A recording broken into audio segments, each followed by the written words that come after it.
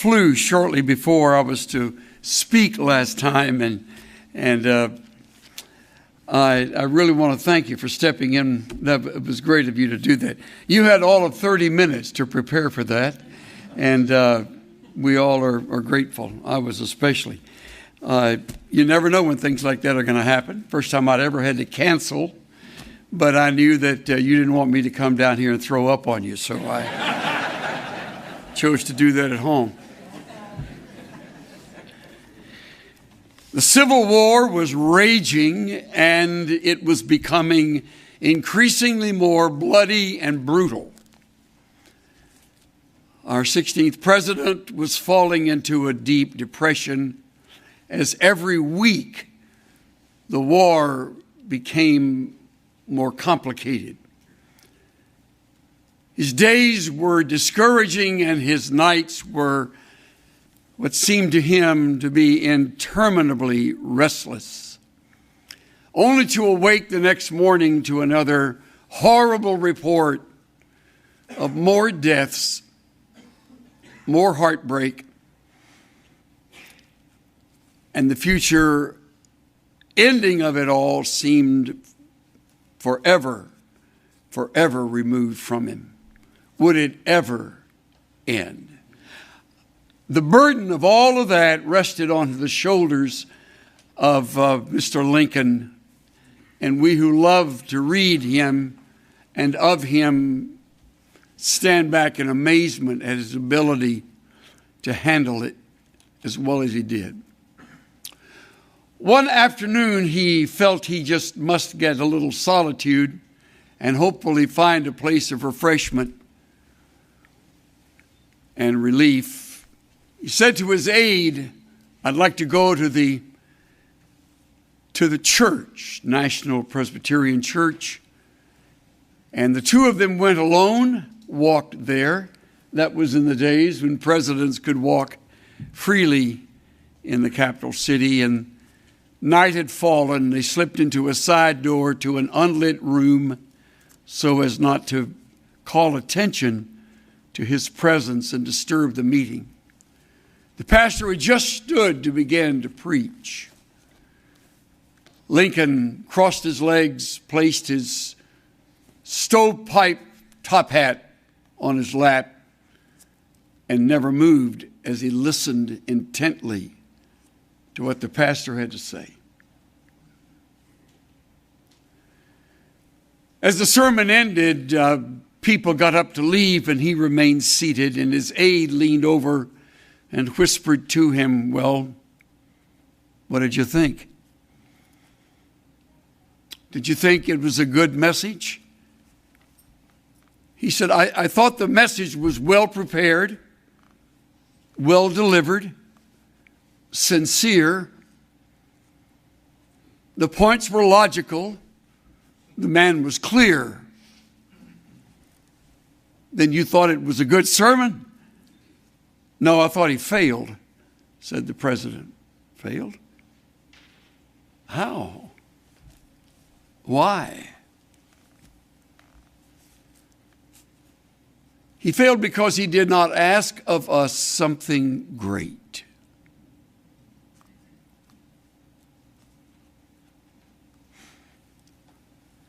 I've thought about that story, and I've thought about that fact on many occasions. I thought about it this morning on my way in to the seminary. I don't want to fail today in that one area, and I don't think I will, because I have his word that asks of all of us something great. You're sitting here this morning. Most of you are students at the school. You're engaged in your studies. You are in some phase of those studies. Some of you nearer graduation than others. Some of you have just begun. I think I probably speak for most of you when I say, unfortunately, that you really don't ever see yourself engaged in something great. We've been taught very well to do the little things well, and we should. To be faithful behind the scenes, and there's everything right about that. To cover the bases, to become the wind beneath another's wings, to stand along them and, if necessary, in their shadow, and do the work that God's called us to do with the training He's given us. And as a result, the last place most of you see yourself is in a great place, a place of sizable significance, where your life touches many people. It may be in a church, it may be in another culture, through another language. It may even be someday serving as a professor at a seminary or a Bible school or some other educational institution. But whatever it is, as you've told yourself over and over, I want to be faithful in the little things. I want to do what God would have me do, and I applaud that, and I commend you for that. But I warn you, you may have forgotten, though I don't plan to speak on it, that the prayer of Jabez was a prayer filled with faith. Do something great through me, God. And as he asked that, he asked it with humility, not to make a name for himself or a place where they'd remember him, but he just prayed that he would be able to live above and beyond what had been his life in the past, what seems to have been somewhat broken. But the person I have in mind is going to surprise you, because he never, ever at this time in his life thought he would ever be in a place of greatness where God would do something great through him. It's an 80-year-old Bedouin under the burning sun of the Median desert in the shadow of Sinai. And there Moses stands alongside his sheep. Really not even his own sheep, but his father-in-law's sheep. For 40 years he has worked for his father-in-law Jethro. For 40 years he has led the sheep in the wilderness.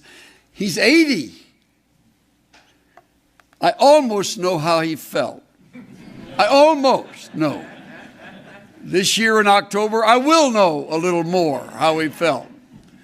But he saw himself as finished. I mean, he left Egypt as a fugitive with a criminal record. He was a murderer. Took things in his own hands, attempted to rescue the people from their bondage, and murdered an Egyptian, remember, and hid him in the sand, and they were out for him, and he fled and wound up far away as he could get, where he ultimately met and married his wife and settled in for a life to be forgotten. I don't know where you are in your own brokenness, but we all know something of those feelings. You've made a mess of some things. Your past is maybe checkered. Perhaps you're not the brightest bulb in the room, and you're surrounded by others who are very, very capable academically. I know that feeling. I was accepted at seminary on probation, and that was with reluctance. And I remember while here, and and serving one of my first tasks here, I became the lawn man, and I mowed the grass and planted the flowers, and that's how I got to know the president. By the way, I didn't know this was his favorite hymn, but Dr. Walford loved flowers.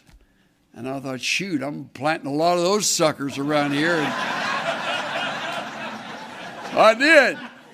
Amazingly, they lived. So he finally, I think, one hot summer afternoon said, you're a student here. And I said, yes, sir, I am. What's your name? And I told him. And he said, well, I'm John Walford, as if I didn't know. You know, the world knows you. But I was a nobody who came from nothing, raised in El Campo, Texas.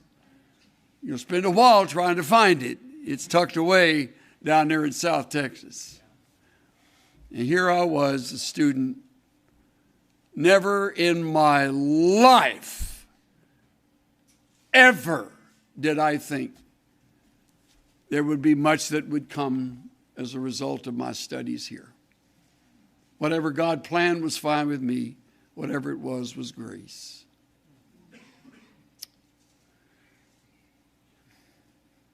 Moses is in a predicament, and he knows it. The best thing to do, he thought, was to hide out. Let me pass along to you 3 mistakes that I think broken people make. And after I give those to you, I'll do a quick, breezy journey through this battle he has at the burning bush. And then I'll tie it with a couple of thoughts. People who are broken often run before they are sent.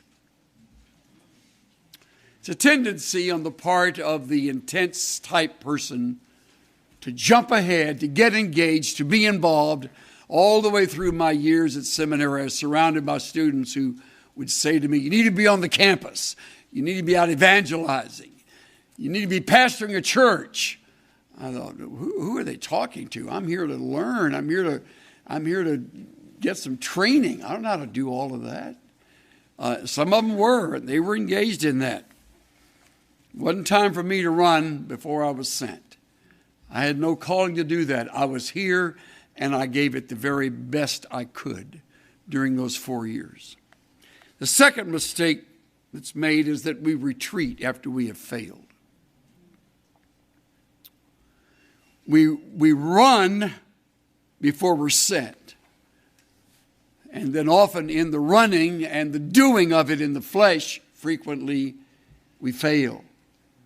And we're embarrassed, we're humiliated. Maybe some of you know exactly what I'm talking about.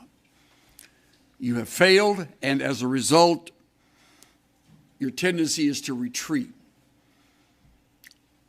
You leave me alone, I'll leave you alone, and in the shadows, I'll try to make it as best I can.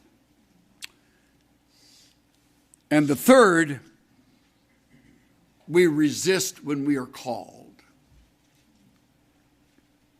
I fear that most for most of you. In God's plan, which has been in motion since eternity past, He's had you in mind.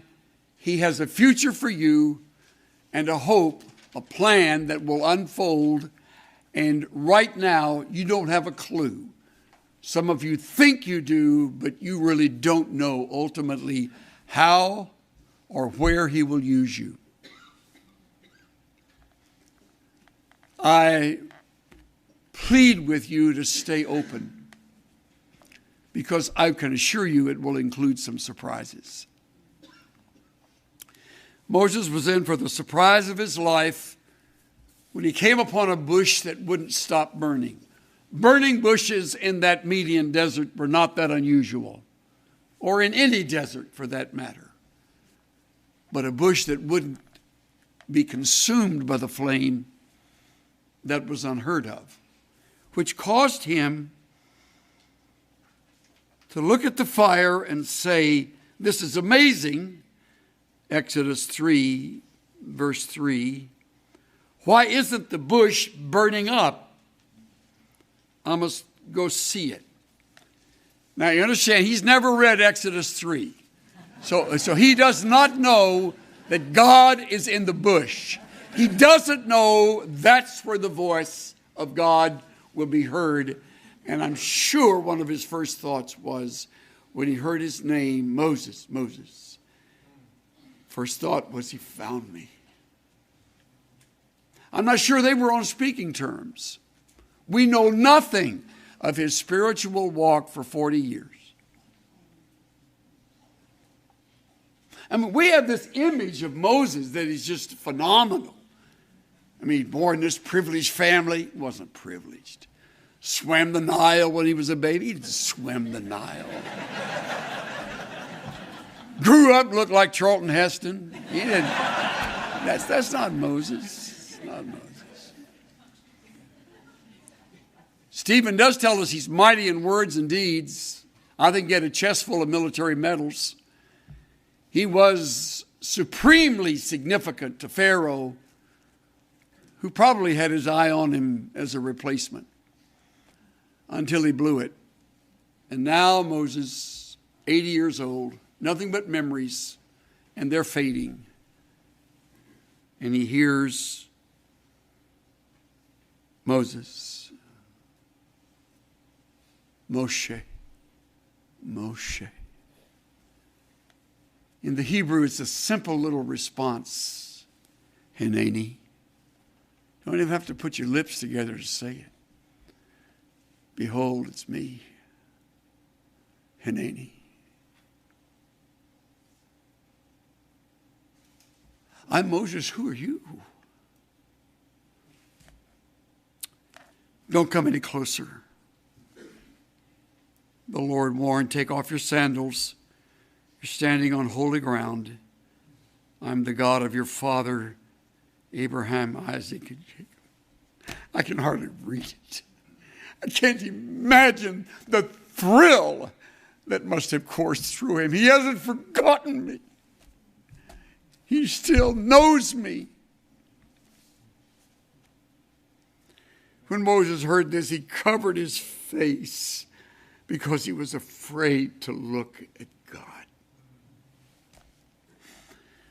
When you read your Bible, may I urge you not to rush through moments like this. When there is an emotional moment, give it some emotion. Let it be relived in your minds. Put yourself in his place. Now, sandals off. Now on the hot sand. Now in front of the bush that keeps burning and keeps talking. Feel it.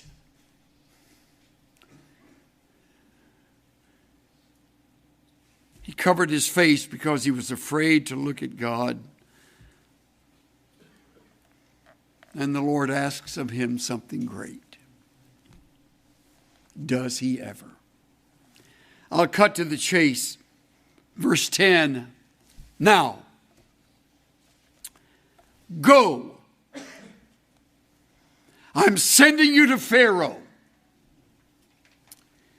You must lead my people Israel out of Egypt. Remember, we resist when we're called, when we're broken. Pharaoh. My picture's still in the post office. I'm a wanted man down there. The last place I want to go. They hate me there. See, all these years, he's had time to relive it. And over the passing of time, your imagination runs wild where you have failed. And you smeared that like a slab of peanut butter across toast. You smeared that across your life. That's you. You're the personification of failure. You blew it. First words out of the bush for the call was go. All right, we'll pause there and let that one sink in. Whenever the Lord uses you in any measure for whatever purpose, you go from here to there, unless his call is that you remain right here for further study. And you're going, oh man, that's the last thing. Well, hang on.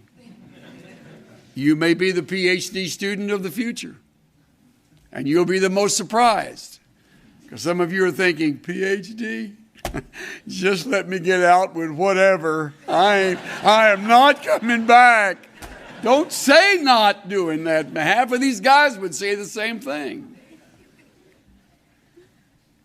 Who knows but what his plan is for you to be in front of a class and to shape the lives of those who will be going where you will never go. What a calling. But that's their calling. That may not be yours, but it'll be going somewhere. Going where? Away from the familiar, which is what makes something great so difficult. Forgive the frequent personal illustrations. I just don't know anybody else better than I know myself. I will tell you, every calling I've had has been surprising. Every one I said no to begin with. Every single one, sometimes several times. I was graduating the seminary. I had offers to go to different places. And of all people, Dr. Pentecost asked me to be his assistant. First response was, me? And then it was, no, what? He said, think about it. I'd like you to think about that. So I did that for a while. And in the middle of that, the Lord had another plan for us. It was to go to New England. Who in his right mind is going to leave Texas to go to New England? I know if you're from New England, you're offended by that. Get over it. So I go, and I'm the most surprised guy in New England. I told him, no, that's not for me. That's not where I ought to be. New England's not only a geography, it's a way of life, which I never really got. So I wasn't there very long. I would call it pretty much a failure. But it wasn't a mistake. I just had to learn what it meant to fail. And I did.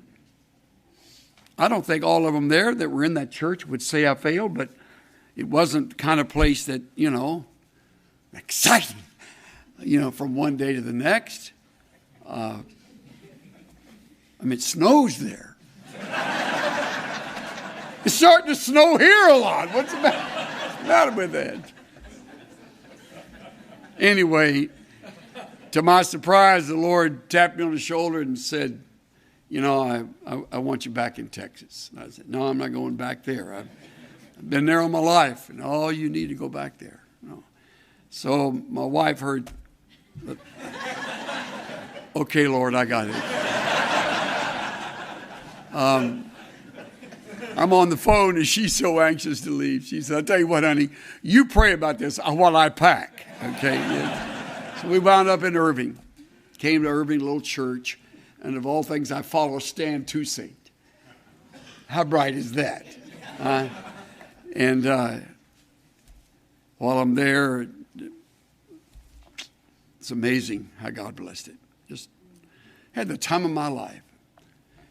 And we had a number of seminary students with some of the faculty members that were coming to the church. It was just great. Built a new building and exciting. And the day my mother died, I got a letter from California. February 1971. And they wanted me to think about coming to a church out in California. No. First of all, I'm grieving and got to prepare the funeral message for my mother. It's the most ill-timed letter that was ever written. They wrote again, please think about it. No. I'm where I ought to be. We're been here just 4 years, and I really want to get at it. Well, then they wrote again. What's wrong with these people? And Cynthia said, we really don't have any business leaving. I know, honey. I know. I'm not asking for it. They won't quit writing. And so I tell you what I'll do. I'll go out there and I'll go to the seminar I wanted to go to here. Then on Sunday, I'll go preach out there and I'll come back here and done. And I went and, it was fantastic. Hate to tell you how much fun we had. And so I came back and she met me. Okay.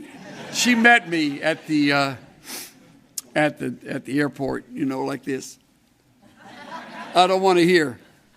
Anyway, long story short, of all places, this Texan goes to California. Never been there in my life except when I did an internship with Ray Stedman up in Palo Alto.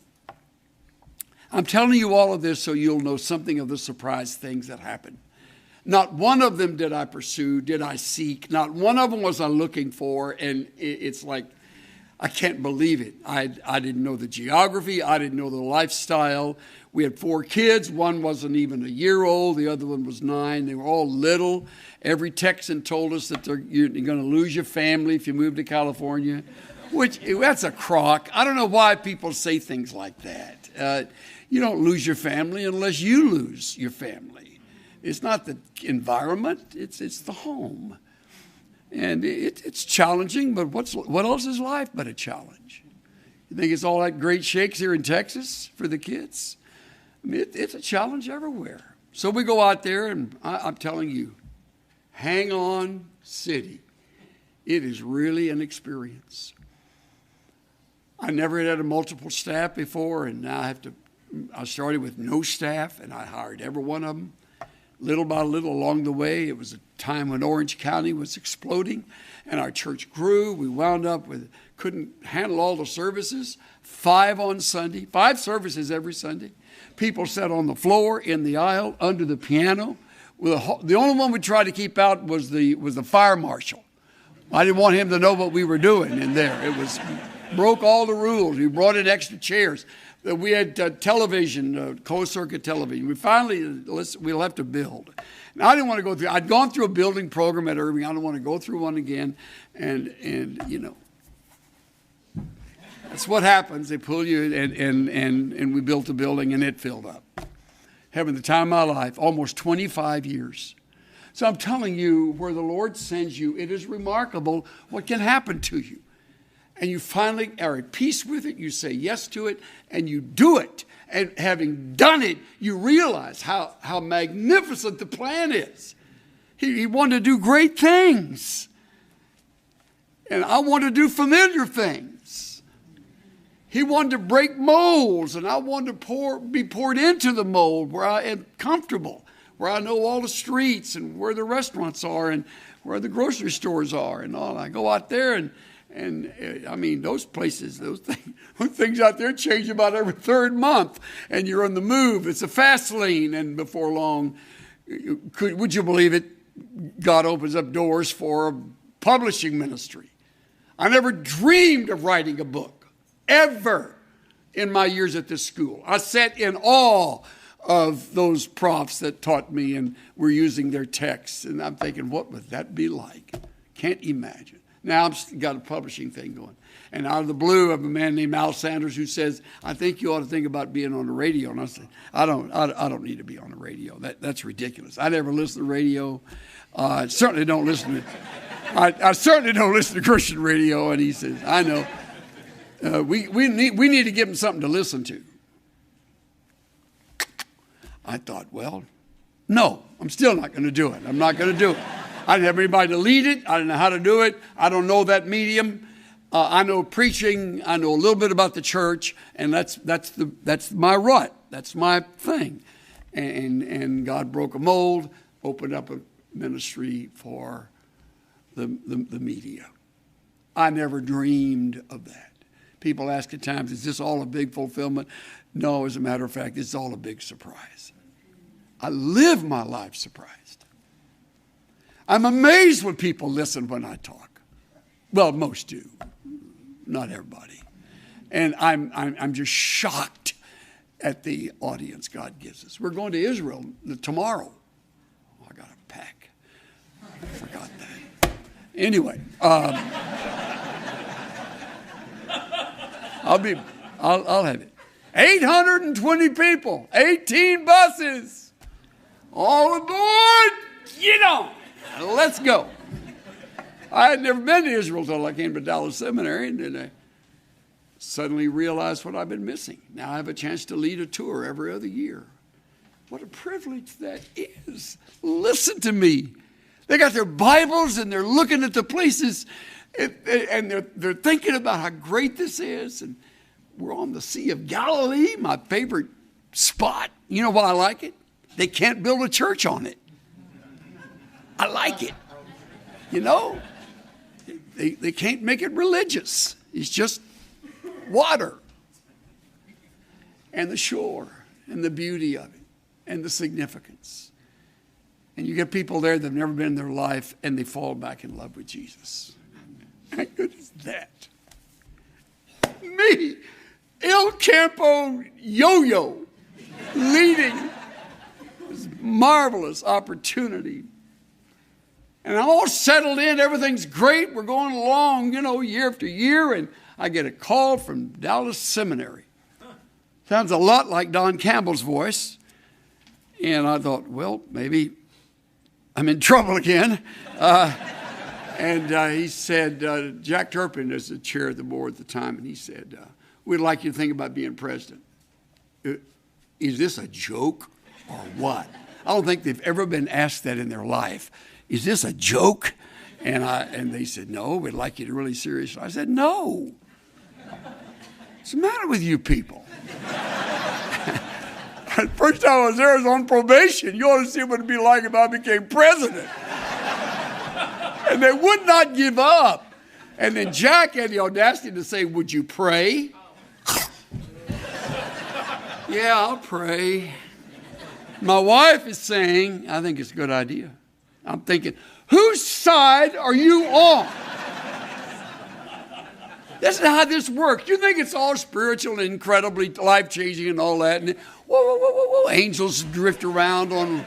It isn't it? So whose side are you on? Well, I'm trying to listen to God. Well, you're out of luck. I'm not the one who did. And she's right. It drives me crazy. So I wind up here, and I realize when I'm here, they didn't need another scholar. Certainly didn't get one with me. What they needed was a shepherd. Somebody to tell these people, I love you. You're valuable. And somebody who understands a student who can hardly keep up, stumbles over the languages and tries your best to keep on a level plane. I understand that. You want to quit. I understand. Your wife gets sick. I understand that. Or your husband. We lost a baby here.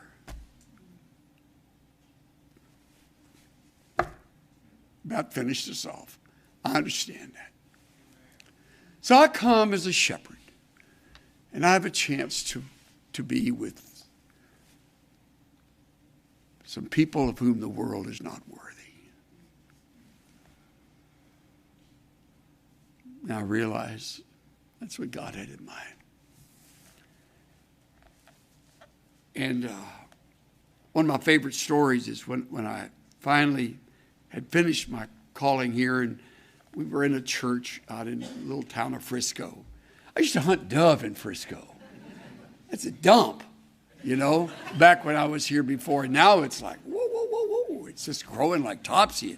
We got a church right in the nerve center of all of that. And I'm thinking, God has a great sense of humor. Here I am in the middle of this growing church.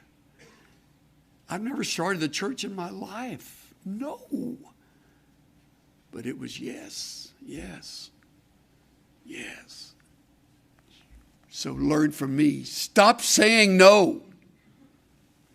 Stop looking at the obstacles. Stop thinking, not me.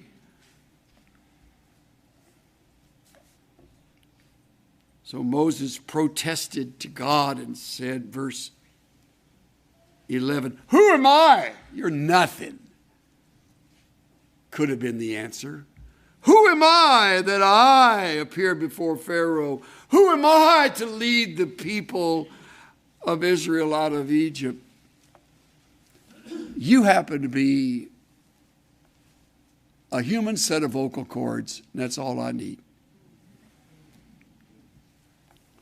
How firm a foundation, you saints of the Lord, is laid for your faith in his excellent word.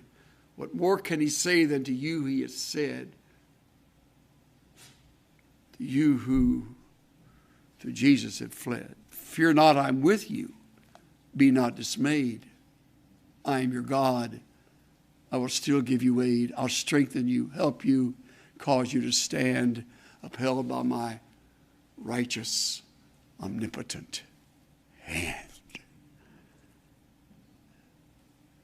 You're a set of vocal cords, but I am God.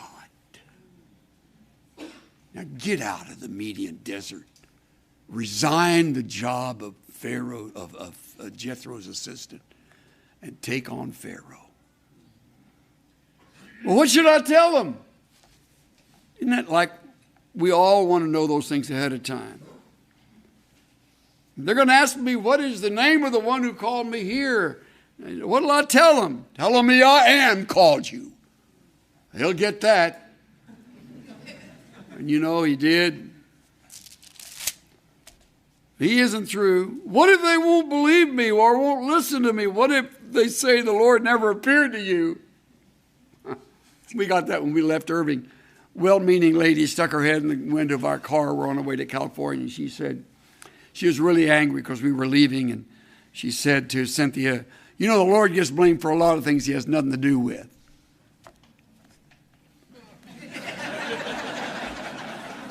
So I won't tell you my first Marine Corps response in the car. I just said to Cynthia, roll the window up. So she backed away and rolled the window up, and we drove off. And I said, honey, if you think about that, the rest of the trip to California is going to ruin the beginning. She just can't see past the nose on her face. She doesn't realize. We're not going because we're just craving to get out of here. We're going because we can't stay. Get that. And you can't expect them always to get it. Folks won't understand. Very few will go, you're in trouble. They all go, good. Get out. This is great. They will want you to stay if you've done what you should have been doing.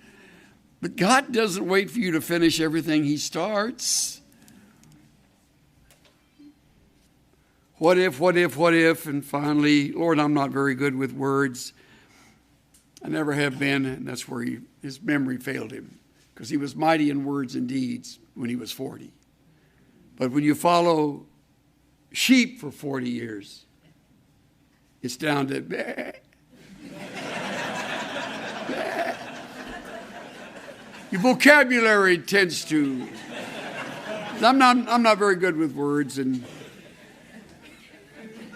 then he said, Lord, please send anyone else. Man, I've prayed that. I've said that. Lord, just send anybody else. I don't want to do that. I'm not calling you because you want to do it. I'm calling you because I want you to do it. Would you please say yes? I'm asking of you something great. You know what most folks don't read? They don't read the end of chapter 4. Think about how Moses felt when this happened. Listen, Moses and Aaron returned to Egypt, called all the elders of Israel together. Aaron told them everything the Lord had told Moses. Moses performed the miraculous signs as they watched. Now listen, then the people of Israel were convinced the Lord had sent Moses and Aaron. Look at that. The people were convinced. And when they heard that the Lord was concerned about them and had seen their misery, they bowed down and worshiped.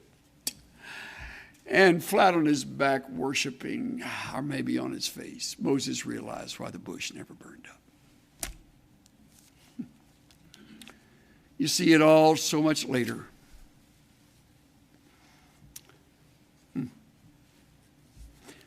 I'm asking of you something great. This message is not going to be a failure. I'm asking you to think yes. I'm asking you to be available. I'm asking you to learn from my frequent no. There's a wrong response when the Lord is on the other end of that phone call. Or when he brings before you something that you hadn't planned on. You're not in charge of your life. We're not our own. We're bought with a price. We're vessels to be filled. and used. So get out of the way. Say yes.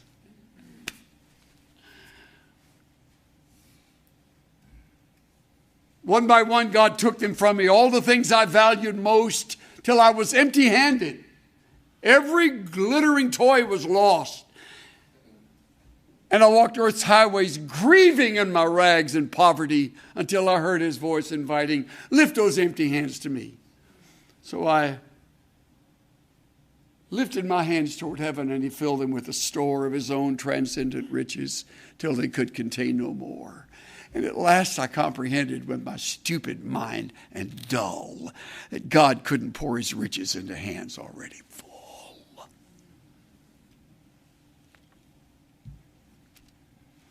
Get just enough training to be effective, then get out of the way. Empty the hands. Open the mind. Think yes. He's going to use some of you in greater ways than you nor I together could ever imagine. It's coming.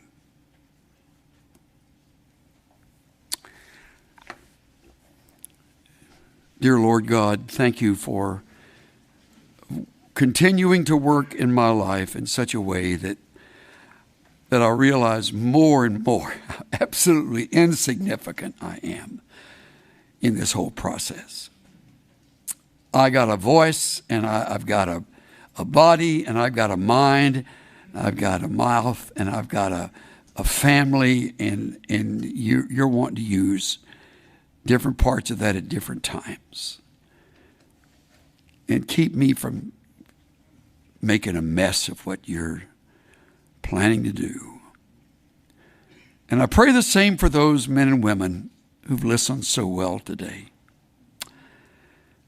Guard us all, our Father, from building those great big barriers based on a human viewpoint that thinks and says repeatedly, no, no, no, no, no, no, no, not me, no. And then let's learn from Moses, Lord, that the only way to go is with a yes. And then help us get out of the way. So I pray that you would fall upon us in a fresh way and communicate this again and again through late night study, early morning classes, in the middle of the day, and in the summer months ahead. We invite you to ask of us something great. In Jesus' name. Everybody said.